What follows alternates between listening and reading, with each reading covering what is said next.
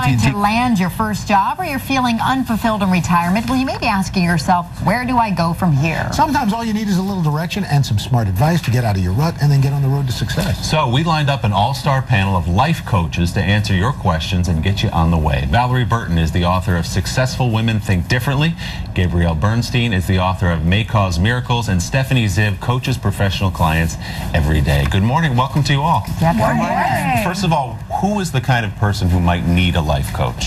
Well, typically it's someone who has a goal, they're moving towards a vision, but they know there are going to be some obstacles along the way. So they're looking at, where am I now, where am I wanting to go, as opposed to therapy, which typically looks at, where have I been and how can I get unstuck or overcome it. Okay, so let's get started with Amanda. She's 20 years old. She's in the same position as a lot of students are. Let's check it out.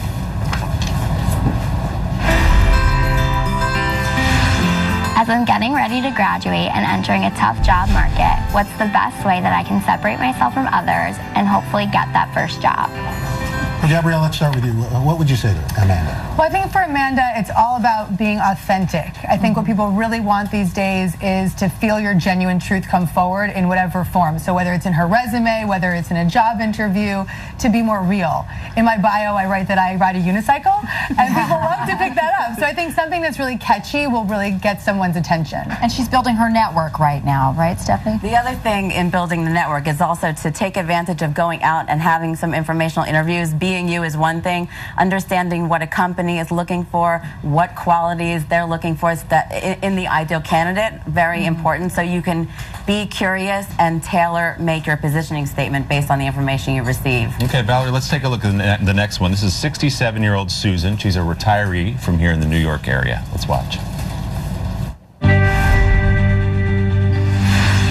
I know a lot of the baby boomers are now retiring or even forced to retire. How do you find a way to stay fulfilled even though you're no longer out there in the working world? That's a question, Valerie, a lot of folks are asking. Yeah, that's a really important question. You know, there's research that shows that men who've lived to age 95 on average work until they're 80 years old. So she's asking a really great question. We all long to do something that fulfills us. I think what she should do, because she's in retirement, is look back when she was a kid. What did she dream about doing? Because most people bury their dreams in their 20s and 30s as they're working. She has a chance now to do something perhaps that she never tried before, and she doesn't have to do it 40 hours a week. All right, let's take a look at the next one. This is Dawn. She's in her 40s. She's looking to regain her self-confidence after experiencing a major life event. I'm an actress whose career started off with some momentum, but I hit a real stumbling block when I was diagnosed with 2 forms of cancer. I'm a survivor, but my self-esteem took a real hit as a woman and an artist. How can I jumpstart my best self? Gabrielle, why don't you take that one? I think for Dawn, it's about really coming back into a new perception of herself and really allowing herself to put a lot of emphasis and time into self-care and really rejuvenating her inner spirit, her health, and her overall perception of who she is. And now it's about coming out stronger, not trying to be who she was, but being a new person with so much growth. All right. Stephanie, agree with that real quick? I agree with that, and I also feel that it's about, she already answered the question, what would I do if my life depended on it? And you can bring that into any scenario. What would I do if my life depended on writing this book, on loving my husband, on being with my kids?